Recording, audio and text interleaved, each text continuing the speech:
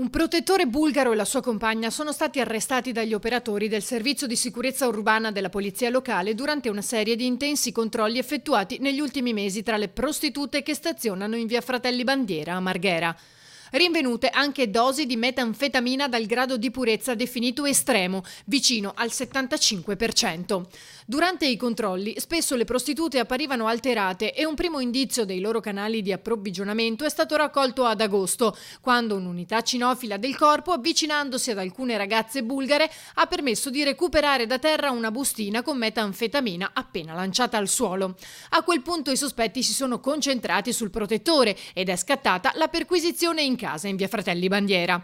All'ingresso la compagna ha tentato di bloccare gli agenti mentre lui tentava di liberarsi dello stupefacente nascondendolo in un peluche e gettandolo dalla finestra, ma senza esito.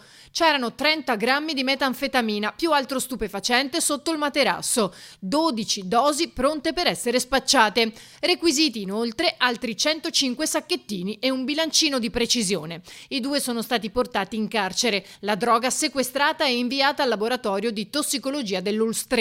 Gli esiti delle analisi hanno confermato caratteristiche di purezza estreme, vicino al 75%, tali da consentire il confezionamento di 220 dosi. Ogni dose viene venduta al dettaglio tra i 20 e i 30 euro. Il comando di polizia locale ha informato il servizio di tossicodipendenze del comune affinché accerti con screening sociosanitario il numero delle prostitute coinvolte nell'assunzione di metanfetamine e il loro grado di dipendenza, con lo scopo di predisporre i necessari interventi di assistenza, contenimento e riduzione del fenomeno.